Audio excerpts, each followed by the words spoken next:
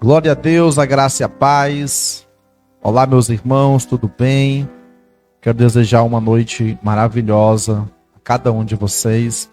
Que o Senhor possa derramar das suas infinitas e maravilhosas bênçãos. Nós estamos neste momento transmitindo o momento da pregação da palavra de Deus, diretamente da Igreja Plenitude do Senhor.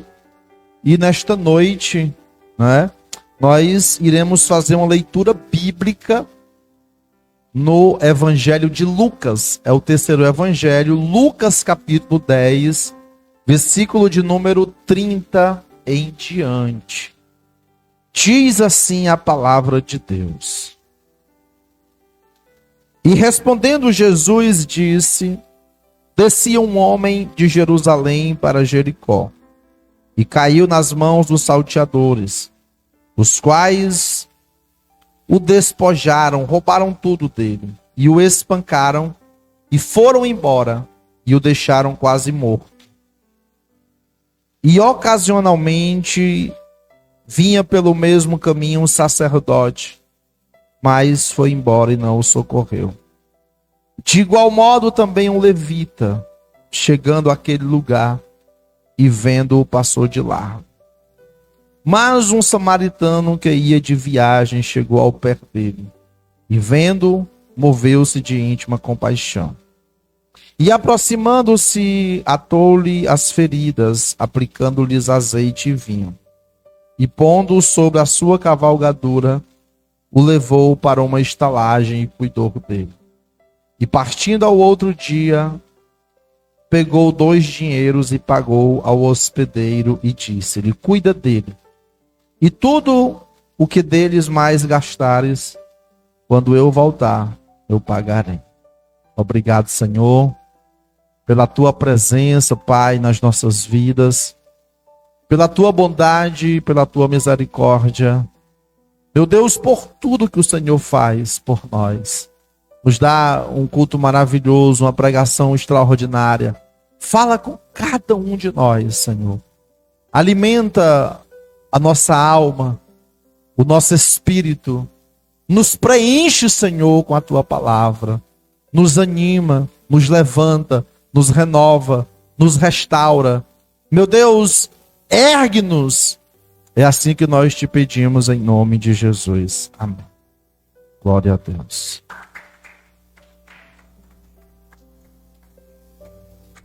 Glória a Jesus. Queridos, eu quero nesta noite falar sobre o seguinte tema. Deus é bom o tempo todo.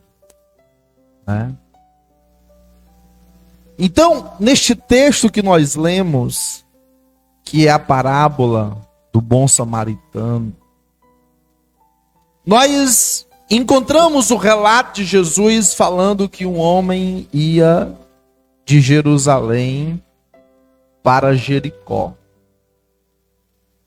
E este homem foi atacado por malfeitores. Pessoas ruins, perversas, salteadores, assaltantes. Alguém que queria somente se apropriar do que ele tinha. Queria tomar o que ele levava consigo naquele momento.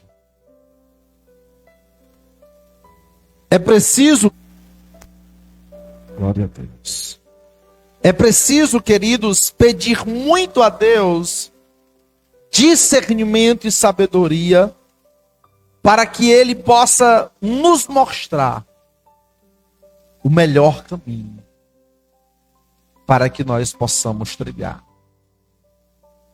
Nesta vida, há muitas ofertas, há muitas propostas, tentando nos levar a caminhos que não agradam a Deus. Há caminhos que poderão gerar o nosso sofrimento, que poderão gerar dores, que poderão gerar problemas. conflitos, guerras. Porque sem essa direção, nós corremos o risco de percorrermos caminhos tortuosos. Porque só o Senhor é capaz de iluminar os nossos caminhos, de clarear nossa mente, de nos conduzir por caminhos que irão nos gerar a felicidade, o contentamento, a realização, onde vamos estar protegidos, guardados, livres de qualquer mal.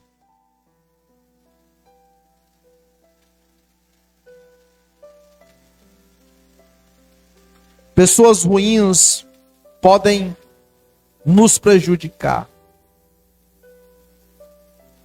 Essa é a missão do diabo e de seus enviados.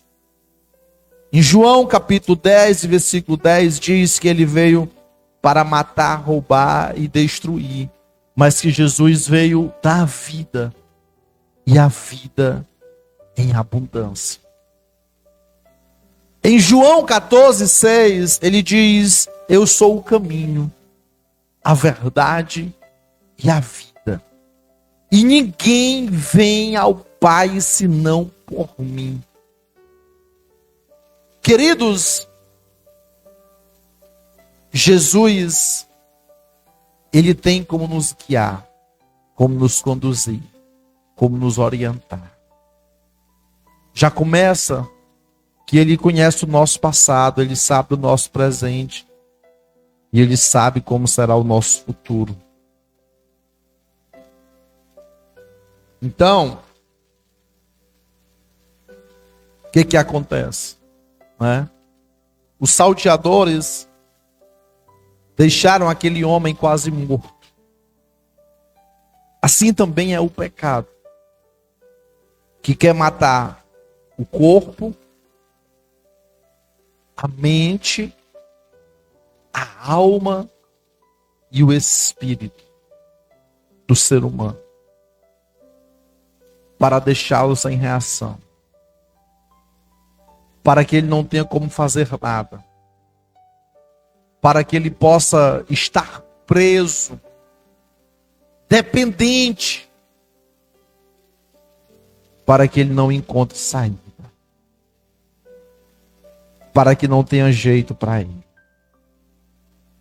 Sabe? É interessante como o inimigo não se conforma em tomar tudo que as pessoas têm. Os seus bens materiais. Ele toma o seu caráter, a fé, fazendo com que a pessoa não consiga se levantar sozinho. O estado que aquele homem se encontrava, a Bíblia diz que ele estava quase morto. Ou seja, ele não tinha como sair daquela situação. Talvez até a fé dele já tivesse morrido. Estava ali jogado no caminho ermo, onde passavam poucas pessoas. A história diz que aquele caminho era perigoso. A história diz que já havia um histórico naquele local de incidentes como esse, de salteadores que ficavam escondidos e quando os viajantes passavam, eles atacavam. É interessante, por exemplo, que às vezes a gente vai pedir uma corrida pelo aplicativo para um local determinado. O aplicativo diz que é área de risco, que o motorista não vai para aquele lugar. Né? Às vezes a gente liga para algum local, para algum restaurante, alguma pizzaria, para pedir uma comida, um alimento. E se a pessoa morar numa periferia, por exemplo, tem uns locais que eles não entregam, devido ao histórico, devido ao perigo. Então, aquele homem não tinha o aplicativo Waze, não tinha o Maps, não tinha as plataformas que os aplicativos de transporte de passageiros ou de entrega utilizavam. Mas já existia um histórico, que aqueles caminhos ali eram perigosos. Tem muita gente que é insensata, que mesmo sabendo dos perigos, infelizmente insiste em se arriscar, achando que não vai acontecer com ele. Quantas pessoas enveredam pelo caminho da bebida, afirmando que não são viciadas e que a bebida jamais vai tirá-lo de si. Quantas pessoas enveredam pelo caminho das drogas, da prostituição, da criminalidade e de tanta coisa errada, achando que vão passear lá e que vai ser bom e que vai ser legal e que depois elas vão retornar e nunca mais voltam. Porque são colocados amarras, algemas, correntes. Sabe? Às vezes a pessoa entra em um relacionamento, em um casamento, no emprego. Às vezes a pessoa se muda para morar em outro lugar e ali se vê preso, se vê refém. E quantas situações prendem a pessoa no sofrimento, né? Tem um hino que diz que se nós perdermos tudo nessa vida, menos a fé em Deus, nós não perdemos nada. Porque o que o inimigo procura se focar mais é em matar a nossa fé. Porque a esperança é a última que morre, a esperança é a fé. Então, se a pessoa não tiver mais fé, é muito difícil dela sair daquela situação. Por que é que a depressão é considerada o mal do século? Porque aprisionam as pessoas dentro de si mesmas. Elas são reféns da sua mente. O inimigo cercou a sua mente e aprisionou elas. E elas não conseguem sair. Às vezes, estão em meio a uma grande multidão. Vamos aqui dizer num show, por exemplo. Mas se sentem sozinhas. Se sentem vazias. Se sentem tristes. Mesmo em meio a muita gente sorrindo. Há muita gente se divertindo. Sabe por quê? Porque o inimigo deixou elas numa situação onde elas estão quase mortas. Semelhante a este homem viajante que descia de Jerusalém,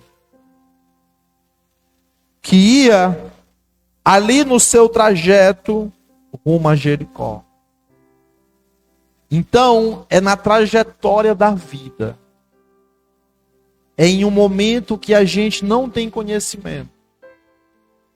Ou que a gente tem conhecimento, mas dá bobeira, vacila. Pisa na bola. O inimigo vem e arrebata.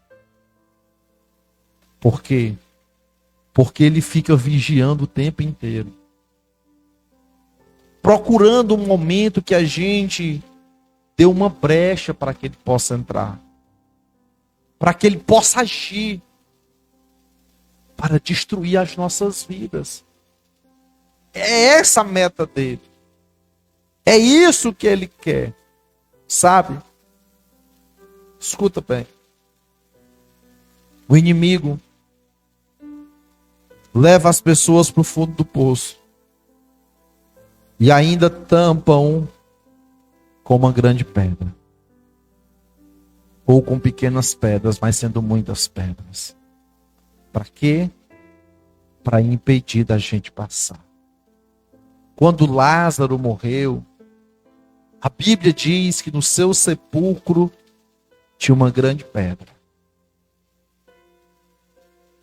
E quando Jesus chegou naquele lugar, a primeira coisa que ele fez foi dizer: removam a pedra. Porque as pedras é justamente o que nos impede de passar. É o que nos impede de sair da prisão, do calabouço, do cárcere, do túmulo. Então, o que nós precisamos é que Jesus, ele possa remover as pedras que estão impedindo a nossa felicidade, o nosso sucesso, o nosso progresso. É o que não está deixando a gente avançar, a gente crescer, a gente prosperar. Sabe? Passou o sacerdote, passou o levita, mas infelizmente não o ajudaram.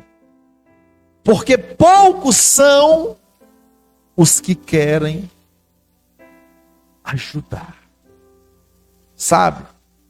É fácil encontrar pessoas para nos criticar, para tentar nos derrubar, para apontar e mostrar os nossos defeitos, para tentar nos colocar para baixo. Não é?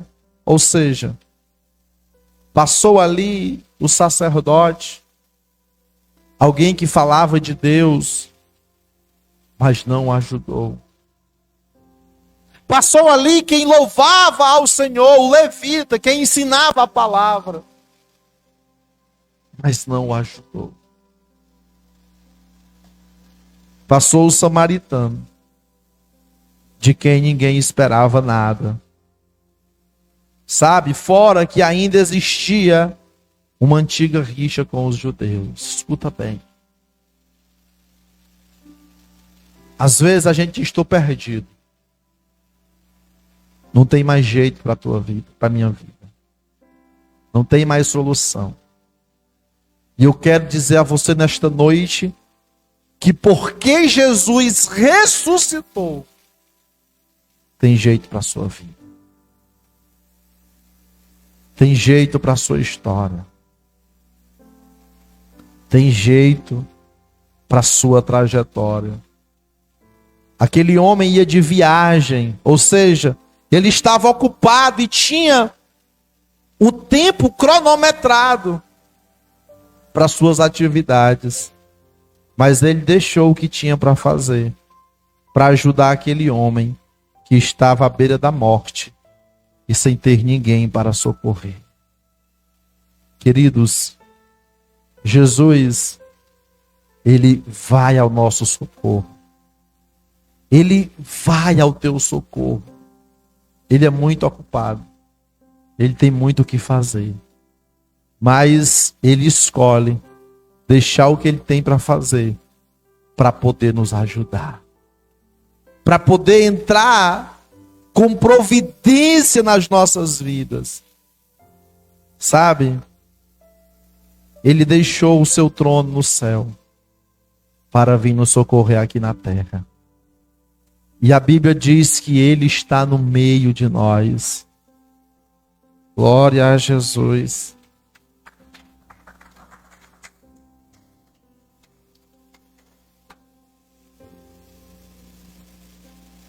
A gente precisa amar o próximo. A gente não pode só esperar por Jesus. A gente tem que fazer a nossa parte. Nós temos que ser o bom samaritano na vida de alguém. Nós precisamos fazer a diferença na vida de alguém. E pode ter certeza que Deus vai nos abençoar. E que Ele vai nos recompensar É interessante que Jesus não é preconceituoso. Quando aquele homem samaritano viu que era um judeu, porque se vinha de Jerusalém, possivelmente era um judeu. Ele não olhou a sua nacionalidade. Ele não foi se lembrar que havia uma rixa entre os judeus e os samaritanos. Ele olhou para a necessidade daquele homem. Então, Jesus não vai olhar para a sua cor. Ele não vai olhar para a sua classe social. Ele não vai olhar para a sua religião. Ele não vai olhar para a sua conta bancária, para a sua classe social, não. Ele vai olhar para a sua necessidade. Ele vai olhar para o seu sofrimento. Ele vai olhar para a sua vontade de ser socorrido, de mudar de vida. Ele vai olhar para a sua vontade de ter uma nova história. E Ele vai nos socorrer. Sabe? E Ele está disposto a mudar a vida de cada um de nós. Ele está disposto a melhorar. Ai, pastor, eu sou evangélico, eu sou crente, mas eu tenho uma vida tão sofrida, eu sofro tanto com meu marido, com os meus filhos, eu sofro no meu trabalho, eu sofro em tal lugar, eu sou perseguida, é na minha família. Deus pode mudar a tua vida. Ele é esse bom samaritano que vem ao nosso socorro, que vem de encontro àquilo que mais machuca, aquilo que mais dói, aquilo que mais tira a paz. É interessante nós observarmos o texto, que o texto fala que ele colocou atadura nas feridas daquele homem, porque ele sara as nossas feridas, ele sara os nossos traumas, ele sara as nossas decepções, ele sara os nossos sofrimentos do passado, do presente, e impede os do futuro. Sabe? Ele sabe tratar no cerne da dor. Às vezes, a gente vai no médico, e o médico passa um remédio, o remédio não faz efeito. Às vezes a gente faz exame, e o exame não detecta o que a gente tem. Repete o exame, faz outro tipo de exame, e não consegue saber a origem, o motivo. Aí o médico, rapaz, eu não posso lhe dar atestado nenhum. Eu não posso lhe dar nenhum diagnóstico. Eu não posso lhe dar nenhum laudo médico, porque eu não sei o que é que você tem. Apliquei todos os meus conhecimentos que eu tenho da medicina. Você realizou vários tipos de exame, raio-x, realizou ultrassom, vários tipos de procedimento, biópsia, fez isso, fez aquilo, exame de sangue, de urina, de fezes, disse daquilo outro. Eu não descubro. O Senhor consegue curar lá. Aonde a medicina não consegue chegar, Ele sabe chegar. Ele sabe ir até lá. E além de curar as nossas feridas, sabe? Ele ainda tem o azeite. Sabe? Para aliviar. Sabe? Ele tem o azeite para tratar. E ele tem um vinho que é medicinal. É. Mas é também para comemorar a nossa vitória. Para que a gente possa festejar a mudança de vida que Ele promove na nossa vida. Foi o vinho que Ele se utilizou